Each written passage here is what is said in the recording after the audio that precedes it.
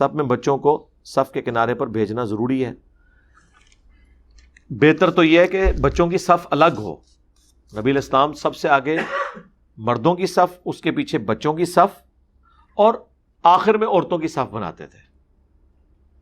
پہلی صف میں بچوں کو آپ کھڑا نہ کریں. یعنی ان بچوں سے مراد حنفیوں والے بچے نہیں، وہ تو 12 سال کے بچے کو بھی نہیں کھڑا ہونے دیں گے. اس سے مراد بہت چھوٹے بچے. لیکن جو ہوش میں ہے، جیسے کہا گیا 7 سال کا بچہ ہو جائے، ابو داؤد میں حدیث ہے، اسے نماز کا کہو، 10 سال کا ہو جائے اور نہ پڑھے تو مار کے پڑھاؤ. تو اس کا مطلب ہے کہ 10 سال کا بچہ بڑا بچہ ہے، وہ پہلی صف میں کھڑا ہو سکتا ہے. اس کو کیوں آپ پیچھے کریں گے؟ ان کا تو حال یہ ہے، یہ تو مطلب بچوں کو پتہ نہیں کیا سمجھتے ہیں. پھر انہوں نے ایک مسئلہ گڑا ہوا ہے، نابالغ بچہ جو ہے وہ امامت نہیں کر سکتا. یہ بھی مسئلہ انہوں نے نکالا ہوا ہے. صحابہ کرام میں اس طرح کے بچے تھے چھوٹے جو امامت کرواتے تھے. صحیح بخاری میں حدیث ہے، مشکات میں آپ کو پہلی جلد میں امامت والے چیپٹر میں حدیث مل جائے گی، عمر بن سلمہ کے بارے میں. وہ کہتے ہیں میری عمر 6 یا 7 سال تھی. کتنی؟ 6 یا 7 سال. یہی وہ حدیث ہے جس کا وہ میں جیسے محدثین کو اختلاط ہو جاتا ہے، وہ معاذ بن جبل کے ساتھ ہو گیا تھا. میں نے کہہ دیا تھا معاذ بن جبل جو ہے وہ 6-7 سال کے تھے تو امامت کرواتے تھے، وہ پکڑ لیا. اس میں سے مسئلہ کیا نکالا، اس مسئلے کو پکڑو. وہ معاذ بن جبل نہیں تھے، وہ عمر بن سلمہ تھے. وہ 2 حدیثیں میرے دماغ میں مکس ہو گئی، اس کی وجہ سے میں نے وہ بیان کر دیا تھا. لیکن مسئلہ اپنی جگہ پہ موجود ہے اور عمر بھی اپنی جگہ کے اوپر موجود ہے. ہاں صحابی دوسرے تھے. تو جو مسئلہ جو ہم نے نکالا ہے اس کے اوپر بات کرو. تم تو کہتے ہو کہ بچہ جو ہے نابالغ امامت نہیں کروا سکتا. عمر بن سلمہ کے بارے میں مشکات کے اندر موجود ہے، امامت والے چیپٹر میں صحیح بخاری کے اندر موجود ہے. وہ کہتے ہیں میں چھوٹا سا بچہ تھا اور نبی علیہ السلام نے اعلان نبوت کیا تو قافلے جب ہمارے علاقے سے گزرتے تھے نا تو وہ نبی علیہ السلام کا ذکر کرتے تھے اور میرے ابا جی کا بڑا انٹرسٹ تھا. بعض بندے ہوتے ہیں نا، آج بھی آپ دیکھتے ہیں کچھ بندے وہ سیاست میں بڑا انٹرسٹ لیتے ہیں، دنیا میں کیا ہو رہا ہے. اس زمانے میں بھی ایسے لوگ ہوتے تھے. تو ہر قافلے والے سے پوچھتے تھے یار وہ ایک بندے نے دعوی نبوت کیا ہے. تو لوگ بتاتے تھے کہ دن بدن ان کا دین پھیل رہا ہے، لگتا ہے عنقریب شاید مکہ بھی فتح ہو جائے. اب مکہ جو ہے وہ سینٹرل پوائنٹ تھا اور قریش کی ایک دھاک تھی پورے عرب میں. مکے کا فتح ہونے کا مطلب یہ تھا کہ اب نبی علیہ السلام واقعی اللہ کے رسول ہیں. ان کے نزدیک جن کو ابھی بھی کوئی ڈاؤٹ تھا کہ اللہ نے انہیں غلبہ دے دیا، کہ قریش مکہ نے گھٹنے ٹیک دیے، اتنے جنگجو قوم. تو کہتے ہیں کہ میں جب حضور علیہ السلام کی گفتگو سنتا تھا نا لوگوں سے، تو مجھے بچپن میں چھوٹی سی عمر میں 6-7 سال کی عمر میں تو انہوں نے امامت کروائی. وہ اس سے پہلے 4-5 سال کی عمر میں ہی قرآن کی آیات میں نے سن سن کے یاد کرنا شروع کر دی تھی. مجھے اتنی اچھی لگتی تھی، وہ ان کی اپنی زبان میں تھی نا.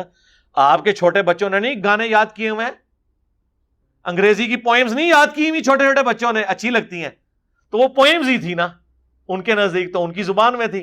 کہتے میں سن سن کے نا میں قرآن یاد کرتا تھا، لیکن مجھے نہیں پتا تھا اسلام اور نبی الاسلام کو ایک اچھے انسان کے طور پہ.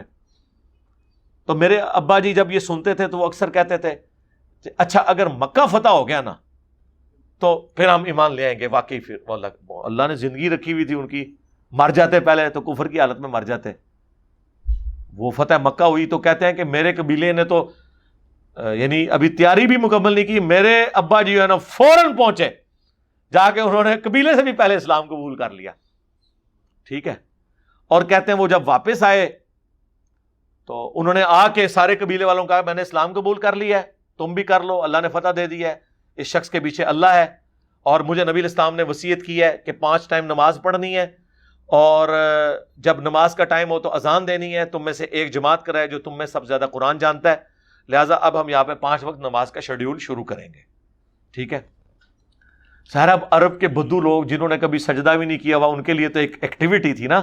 جیسے نیا نیا رفع الاذان شروع کریں تو کتنا آپ کو مزہ آتا ہے، ہمیں تو آج تک آتا ہے، لیکن جنہوں نے کبھی نماز نہیں پڑھی ان کے لیے تو نماز سب کچھ تھی. تو اب جب قرآن کی باری آئی تو کہتے ہیں اس دن کہتے ہیں میں نے اپنے ابا جی کو ڈسکلوز کر دیا کہ ابا جی مجھے تو اتنا قرآن آتا ہے، میں نے تو یہ صورتیں یاد کی ہوئی ہیں. تو کہتے ہیں میری عمر 6 یا 7 سال تھی، مجھے میرے قبیلے والوں نے امام مقرر کیا، پورا قبیلہ میرے پیچھے نماز پڑھتا تھا، مجھ سے زیادہ قرآن کسی کو نہیں آتا تھا.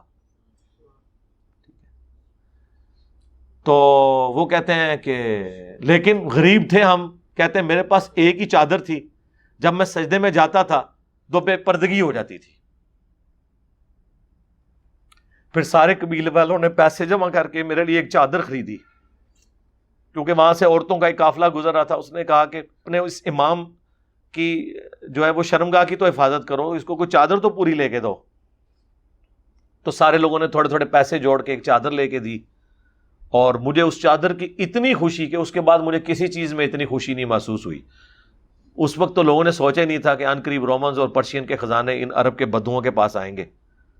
افسوس آج وہ عربیوں کی اولادیں عیاشی کا سمبل بنی ہوئی ہیں دنیا میں. گورے بھی اگر عیاشی کی مثال دیتے ہیں تو عرب کی دیتے ہیں کہ عرب کے لوگ دیکھیں 1,000 اونٹ یہ آپ کے جنوبی پنجاب سے C-130 میں لوڈ ہو کے تو عرب کے ملکوں میں جاتے ہیں، تلور کا شکار کرنے کے لیے یہاں آتے ہیں، چند دنوں کے لیے نکاح کرنے کے لیے یہاں پاکستان کی بچیوں کے ساتھ نکاح کرنے کے لیے آتے ہیں، اور حکومتی لیول کے اوپر ان کو سپورٹ کیا جاتا ہے. یار یہ وہ بدو تھے جن کے پاس کپڑے پہننے کے لیے پیسے نہیں ہوتے تھے، اور حضور کے بعد ایسا ان کے اوپر رزق کھلا ہے، آج تک کھا رہے ہیں اس نبی کے نام کے اوپر. اور جو بخاری مسلم کی حدیث کہ مجھے اپنے بعد یہ خطرہ نہیں ہے کہ تم بھوکے مرو گے یا شرک کرنا شروع کر دو گے، لیکن مجھے ڈر ہے کہ دنیا کے خزانے تم پہ کھول دیے جائیں گے، پھر تم دنیا کی محبت میں ایک دوسرے کو قتل کرو گے، پھر تم بھی اسی طریقے سے تباہ و برباد ہو جاؤ گے جس طرح اگلی امتیں ہوگی. اور وہ بربادی ہم دیکھ رہے ہیں. تو آج بھی عرب کی عیاشیوں کی مثال دی جاتی ہے دنیا میں کہ جتنا عرب عیاش ہے، دنیا میں مہنگی سے مہنگی جہاز ہوں گے یہ خریدیں گے، مہنگی سے مہنگی گاڑیاں یہ خریدیں گے، کشتیاں خرید لیں گے، بحری جہاز یہ لوگ خرید لیں گے، اپنے اسپیشل بوئنگ جہاز بنوائیں گے جس میں انہوں نے سوئمنگ پول بنائے ہوئے ہوں گے. اندازہ کریں. اور دین کے کسٹوڈین ہیں، نماز بھی 5 وقت پڑھتے ہیں، نماز نہیں چھوڑ دے جائے، یہ ذہن نہیں رکھنا، نماز اسی طریقے سے جاری ہے، لیکن ساتھ یہ والے سارے معاملات ہیں. تو وہ 5 یا 6 یا 7 سال عمر تھی. عمر بن سلمہ کہتے ہیں کہ میں اس وقت امامت کرواتا تھا. اب یہ حدیث جو ہے نا یہ خلط ملط ہو گئی. وہ تو صحیح بخاری میں بھی امام بخاری سے بھی بعض جگہ راویوں کے نام جو ہے خلط ملط ہو گئے ہیں. ظاہر ہے یاداشت میں بعض اوقات ایسا ہو جاتا ہے، لیکن اصولی بات اپنی جگہ تھی کہ میں نے یہ کہا تھا کہ 6-7 سال کی عمر میں انہوں نے امامت کی تھی. وہ معاذ بن جبل تو نہیں تھے، لیکن وہ عمر بن سلمہ تھے، اور ظاہر ہے کہ 6-7 سال کی عمر میں انہوں نے اسلام بھی قبول کیا. چھوٹی عمر